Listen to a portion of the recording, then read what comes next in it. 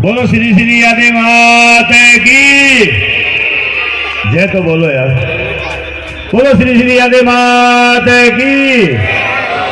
हमारी कुल देवी है, उसके लिए जयकार तो जोरदार होनी चाहिए।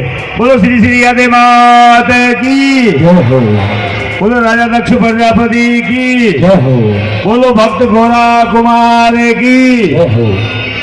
ये हमारे समाज के पूर्वज हैं, जिस कुल में हम लोग पैदा हुए हैं, इन्हीं की छत्र छाया से हम पैदा हुए हैं। आज इनकी फोटो देख करके, आज जगह जगह श्री आदि माता का नाम देख करके बड़ा अच्छा लगता है। सबसे पहले तो मैं ये मेला कमेटी जो बनी हुई है प्रजापत समाज कोटा चौताला परगना की, मैं इनके सभी संगठन के सभी सदस्यों को कोटि कोटि प्रणाम करता हूं कि इन्होंने मुझे यहाँ बुलाया और इतना बढ़िया आयोजन देखने को मिला।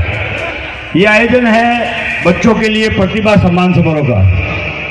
आजकल देखो, मैं कटाक्ष नहीं करूंगा, लेकिन फिर भी अपने आप हो जाती है उसमें। यहाँ हमारे यहाँ छात्रावास भी बने हुए हैं, मंदिर भी है, सब कुछ हो रहा है, लेकिन हमारे बच्चे जो RS IPS बन रहे हैं ना, वो अपने नाम के पीछे प्रजापत लगाना भूल रहे हैं। तो इस पे भाई कोई मंथन करना चाहिए। हमारा एक IAS अभी पवन प्रजापति बना है, जिसके पिताजी मिट्टी का काम करते थे, और इस वर्ष में एक पूरे भारतवर्ष से जो प्रजापत नाम से जिसके बाप दादा मिट्टी का काम करते थे, एक व्यक्ति बना है। और मैं आप लोगों से भी कहता हूँ, हमारे जो बच्चे पढ़ रहे हैं आगे, ऐसे संघर्षशील व्यक्ति को आपको ऐसे मंच पर जब भी आयोजन करो तो हमारे समाज के जो प्रजापत हैं, जो IAS हैं, जो RS हैं, जो जज हैं, जो RJS है, उनको जरूर बुलाएं, ताकि हमारे बच्चों को मोटिवेशन मिल सके।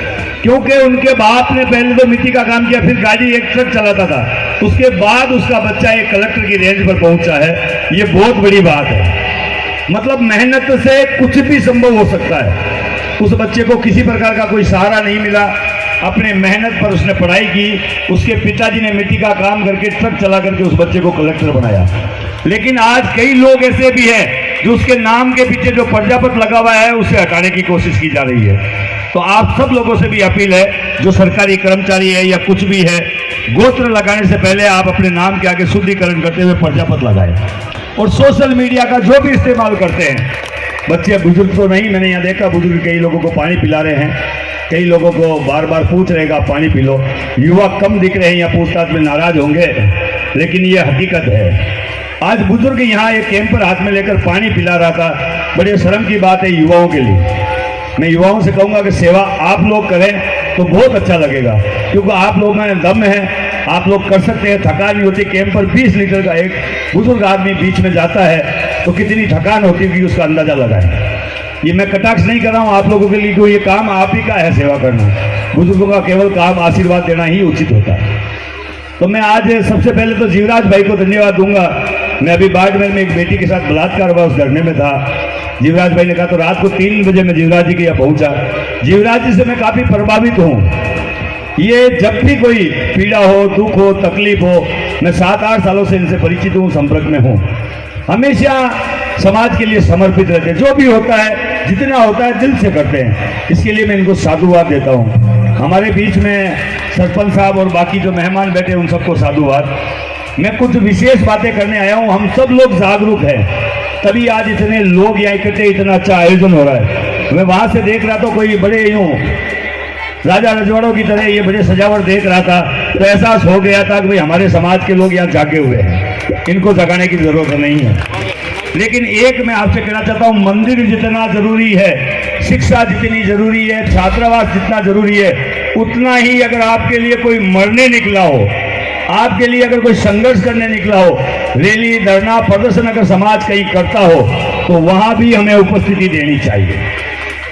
जब तक हम लोग सड़कों पे उतर करके संघर्ष नहीं करते, तब तक हमारा विकास पॉसिबल नहीं है। जब देखो, जहां देखो, कई लोग बाहर बिजनेस करते हैं, कहीं किसी की बेटी भाग गई, कहीं किसी के मारपीट हो गई, सुनने वाला कोई नहीं, एक दूसरे का मजाक उड़ाने वाले खूब। ये कहते हैं कि उसकी बेटी भाग गई है, उसके लक्षण ही ऐसे थे, उसकी बातें ही ऐसी थी, मगर ये वो कभी नहीं सोचते कि उस बेटी को वापस लेकर आए और जो लेकर गया उसे सजा दे, तब तो मजेदारी होती है। और जहां समाज संगठित होकर आवाज उठाता है, वहां कानून भी पलट जाता है। मैंने अक्सर देखा, अभी हमारे ऊपर भी 70 FIR दर्ज हुई थी जोधपुर में, हम सब लोग 70 लोगों पर एफआईआर हुई, 1000 आदमी थाने के अंदर चले गए। भैया इनमें से देख लो कौन कौन से 70 वो चेहरे हैं, उनको गिरफ्तार कर लो। तो मजबूरीवश सुबह 9 बजे बैठे, शाम को 6 बजे तक उसे एफआईआर वापस लेनी पड़ी, सिवाय मेरे ऊपर अलावा। एक एफआईआर तो अनिवार्य है, क्यों कागजी कार्रवाई तो कागजी कार्रवाई होती है, लेकिन वो गुरसितर लोग उससे फ्री हो गए। अगर हम लोग वहां नहीं जाते तो सबको कोर्ट के चक्कर लगाने पड़ते। मैं आप लोगों से बस इतना ही कहना चाहता हूं, अगर कोई चंदा लेने आए बाहर के आदमी मत दो, कोई वोट लेने आए मत दो, लेकिन वो आपके लिए अगर जूते खाने आए, आपके कलेक्टर ऑफिस के बाहर अगर धरना प्रदर्शन करने आए, तो कम से कम ये जरूर कहो कि ये मेरे कुल का है। बस इतना कह दो बहुत है। कई लोग कहते हैं कि नारायण जी आते हैं बार बार बच्चों को उकसाते हैं कि रैली धरना करना करो। मैं कहता हूं जो कौम लड़ नहीं सकती वो पहले से ही मरी हुई है, और तो मरियों को कौन जगा रहा है? दुनिया में कोई नहीं जगा सकता। जो अपने हक के लिए, अपनी बहन के लिए, अपनी बेटी के लिए, अपने भाई के लिए, अपने परिवार के लिए नहीं लड़ सकता, वो आदमी पहले से ही मरा हुआ है। उसे जगाने ना तो मैं आया हूं, ना कोई दूसरा उसे जगा सकता है। मैं तो अपील करने आया हूं, जिनके मन में ये भावना है कि हम प्रजापति है, हमारा कुल प्रजापति है, और हमारे ही समाज का कोई व्यक्ति जिसके साथ अन्याय हुआ है, अत्याचार हुआ है, दुख हुआ है, तकलीफ है, पीड़ा है, तो हमें अपने सामर्थ्य अनुसार उसकी मदद करनी चाहिए। रैली धरना प्रदर्शन की बुराई करते हैं हम लोग। अक्सर देखा है मेरे समाज के ही कुछ लोग हमेशा बुराई करते हैं कि यार क्या कर लेगा, 5 दिन बैठेगा चला जाएगा। वो अकेला नहीं बैठा है, पूरा प्रजापत समाज वहां बैठा है। अगर उससे कुछ नहीं हुआ तो लोग यही कहेंगे, बाप रा कुमार हा बेटा धरना मत की हुई हो, कल भाग का बेटा। तो वो एक व्यक्ति था, लेकिन बात पूरे समाज पर आ जाती है। अगर जीत होती है तो भी यही कहते हैं कि यार कुमारों में कुछ दम था तो देख लो कुछ लेकर चले गए। तो आप उस एक व्यक्ति को छोड़ दो। मैं फिर कहता हूं, वोट लेने आए मत दो, पैसा रसीद बुक लेकर आए चंदा मत दो, मगर कोई जूते खाने का अगर शौकीन हो तो उसको खाने दो। वो आपको भी नहीं कह रहा आप मेरे साथ हो। आप घर बैठे बैठे इतना कह दो कि वो कुमार जो बेटा वो मेरा है। उससे सरकार के पास ये सूचना जाती है, एसपी और कलेक्टर वहां से पूछताछ करते हैं लोकल थाने से, यार वो धरने पर बैठा है, उसकी क्या इज्जत है, एक बार कुमारों में जाकर पूछ के तो आ। तो कुमारों के घरों में जब वो जाता है, पुलिस का कोई कांस्टेबल आसपास के लोगों से बात करता है, तब कुछ लोग उसको कहते हैं अरे नहीं कुछ नहीं है, हमारे मुंह के साथ नहीं है। इससे वहां पता चल जाता कि इसकी औकात जीरो है। पुलिस उठा के डंडे मार के अंदर डाल देती है। अगर घर में बैठे कुमार ये कह देता है हम उसके साथ है, अगर उसके साथ कुछ गलत हुआ तो हम सड़क पर उतरेंगे, उतरने की जरूरत नहीं है। भारत लोकतांत्रिक देश है, किताबों से चलता है, दादागिरी से नहीं चलता।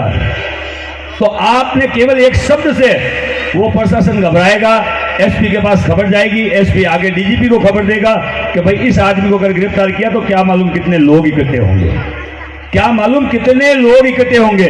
ये केवल एक भ्रम होगा, उस भ्रम से समाज का काम हो जाएगा। मैं फिर अपील करता हूं खासकर युवाओं से, सब कुछ करो, जब तक हमारे बच्चे आरएएस आईपीएस आईएएस नहीं बनेंगे तब तक कुछ नहीं होगा।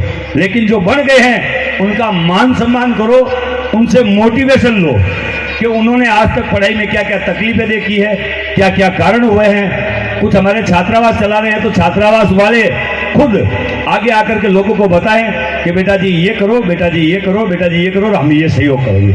मंदिर चला रहे हैं वो भी ये रखो कि बच्चों के लिए ये व्यवस्था हम लोग करेंगे। जैसे आज इन्होंने यहाँ प्रतिभा सम्मान समारोह रखा, मुझे बड़ा अच्छा लगा, क्योंकि बच्चे आरएएस आईपीएस बनेंगे तो आपको धरना प्रदर्शन करने की जरूरत ही नहीं पड़ेगी, और इनको पढ़ाना भी जरूरी है। लेकिन फिर अपील करता हूं, अगर कोई धरना प्रदर्शन कुमार कहीं करता है तो कम से कम इतना तो कह दो कि वो मेरा है।